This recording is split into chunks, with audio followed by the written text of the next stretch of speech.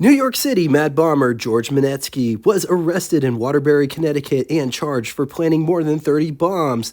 Toyota, or Toyota, depending on how you pronounce it, begins exporting cars to the US, and Ford Motor Company would introduce an all-new marque, the Edsel. The year is 1957, and this top-shelf Mercury Turnpike cruiser could be had at your local Mercury showroom. But before getting into all of it, I'm Jay. Welcome to What It's Like, the automotive channel that features cars that don't track your every move and sell your data to big tech, which is the biggest negative of new cars. Just watch out for those FedEx trucks. History, specs, design. We post between 4 and 5 episodes each week, with engine episodes generally on Wednesdays. If any of that sounds of interest, a channel that you will totally dig, subscribe and hit the bell icon next to it to never miss a video. A couple announcements real quick before getting into the meat and potatoes. Auburn, Cord, and Duesenberg is having a shindig up in Auburn, Indiana, the 29th through the 31st. I will be there the 31st. Also, you don't want to miss this. The Old Car Festival, in my opinion, the best car show on this planet. It will be the 7th and 8th. I will be up there Saturday the 7th. If you catch me at any one of those events, be sure to say hi. 1957 Mercury model lineup was broken down into 3 models: Montclair, Monterey, and all new for 1957, the Turnpike Cruiser. Mercury also offered wagons in Voyager, Commuter, and Colony Park. Mercury would offer the Turnpike Cruiser from 1957 through 1958, named after the interstate highway system. Dwight D. Eisenhower's administration was able to build a highway system across the USA. Also, the 360-mile Pennsylvania Turnpike was completed on May 23, 1956. But it's worth pointing out that that project started October 1st of 1940, and it would have been done faster had it not been for World War II. Fun fact, 1940 wasn't even the making of the first turnpike in Pennsylvania. There was a turnpike from Philadelphia to Lancaster in 1794. The road was paved with logs, and it used the good dirt. Mercury would offer the Turnpike Cruiser as their top shelf offering from 1957 through 1958.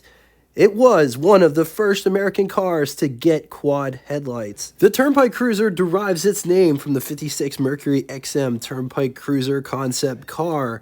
A lot of the advertisements from the period would say you would be driving a dream car, because not only did the Turnpike Cruiser get its name from that, it also took a lot of styling cues from the concept car. 1957 Mercury Turnpike Cruiser could be had as a 4-door hardtop, 2-door hardtop, and 2-door convertible. The Turnpike Cruiser was the official pace car for the Indianapolis 500 for 1957. Let's talk specs. 211.1 inches long, 79.1 inches wide, 56.5 inches tall. It rides a wheelbase of 122 inches. It weighs 4,190 pounds. Price, $3,758, which would be equivalent to you spending $42,016.71 in the year 2024. Total 1957 Mercury production was 286,163 units, of which hardtop coupe for Turnpike Cruiser was 7,291 units. Moving on to engine. Only one engine on offer for this car in 1957, 368 cubic inch displacement Lincoln Y-block overhead valve V8 6 liters. It's good for 290 horsepower at 4,600 RPM. 405 pound-feet or 549 newton meters at 2,400 RPM, with a bore of 4 inches and a stroke of 3.7 inches. Bore and stroke sizes may be rounded. Compression 9.7 to 1 with 5 main bearings. When backed with the Merco-Matic 3-speed automatic transmission, 0 to 60 could be had in 8.3 seconds with a theoretical top speed of 120 miles per hour while achieving an average 10 to 13 miles to the gallon. The Turnpike Cruiser was body-on-frame constructed. Front suspension was independent with ball joints, coil springs. In the rear was a live axle with leaf springs, 11-inch drum brakes all the way around. Options and features. Getting into the features, not talking about all of them, but some that stick out. Breezeway ventilation, which was a retractable rear window that came standard on the Turnpike Cruiser. Also, roof level air vents, which you'll see in the walk around. Really cool feature that I never saw on a car. Some options: you could get power seats with memory feature, which is the first time that I've ever seen that feature in an advertisement from this era, 1957. You got to think that that was like 70 years ago and it still hasn't trickled down. I mean, it has, but it hasn't. You would think that it would be in every single car, but it's not.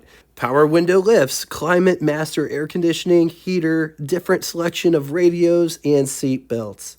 Shock absorbers that adjust instantly to changing road conditions.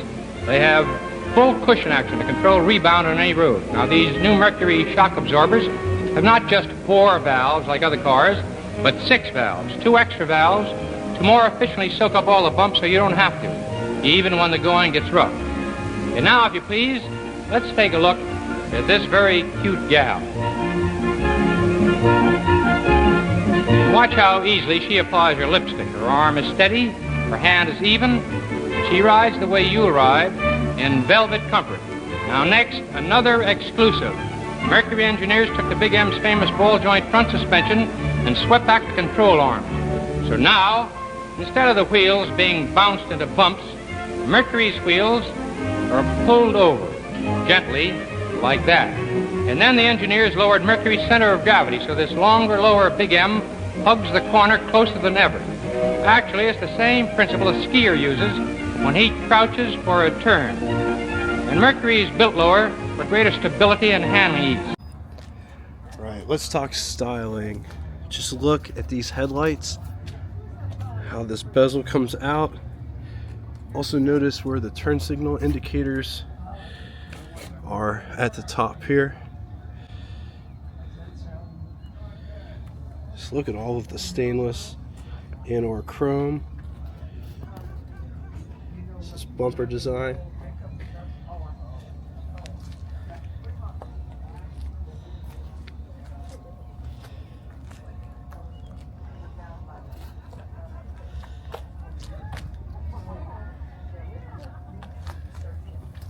Let's look at all this detail right here. It's really nice detail on this car. The wheel wells are flared, but they have this capped off here with that stainless piece that runs the rocker of the car as well.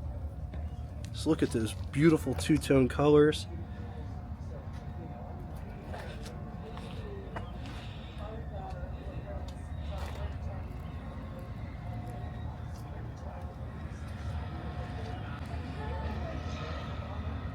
These antennas are just for show? No, those are they're functional air vents. Oh, cool.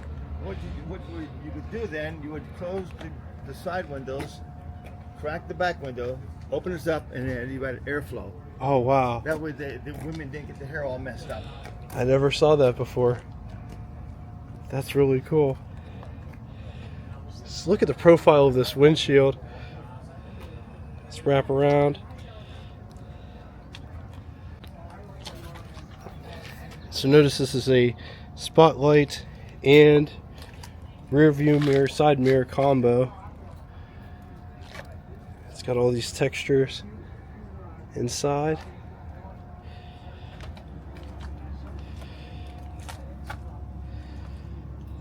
So look at this piece here. I never realized how much Edsel like this looks, but it is concaved and texturized, as well as fender skirts.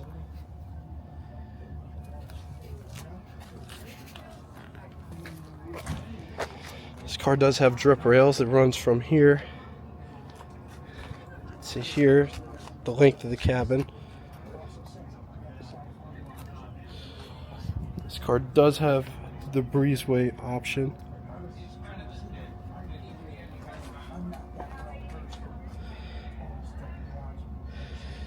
Just look at this profile with this brake light, backup light.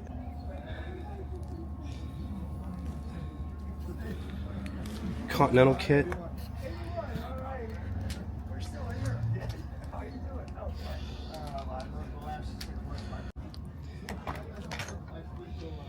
This door has a nice quality feel to it. Just look at the different materials. Feels like vinyl with carpet at the bottom, bright bars separating color. Armrest as well as door handle to pull the door shut, door handle to get out. Vent window. Coming down inside the pedal box down here. Emergency brake and or parking brake, high beam switch, brake pedal, gas pedal. Notice it says power brakes on the brake pedal.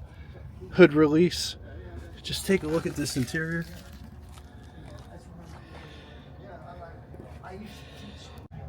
Here's what over the hood would look like. Here's what first person over the hood would look like. On to the button switches and knobs. Starting on the left and moving right, all of the window switches are in line.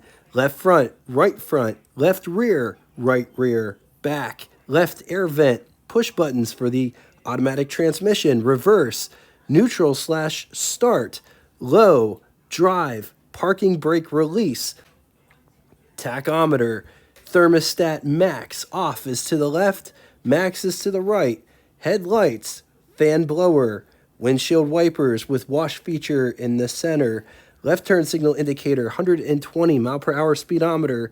At the bottom, the odometer, gasoline gauge, coolant temperature, idiot lights for amp meter and oil pressure, defroster, interior lights, key, lighter, right turn signal indicator, clock with trip odometer at the bottom, right air vent, radio, power antenna, power lubricator.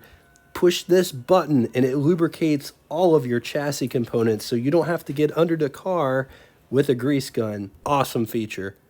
Also, there is one gauge on the dashboard that I have no idea what it does. If you know, in the comment section below.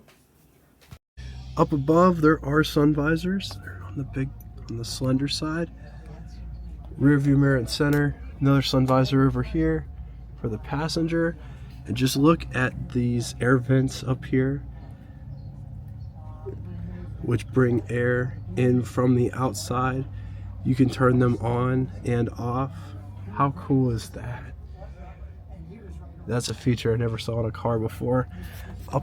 Just take a look at this headliner. It's got the thick convertible top look. Lots of bright work in this car.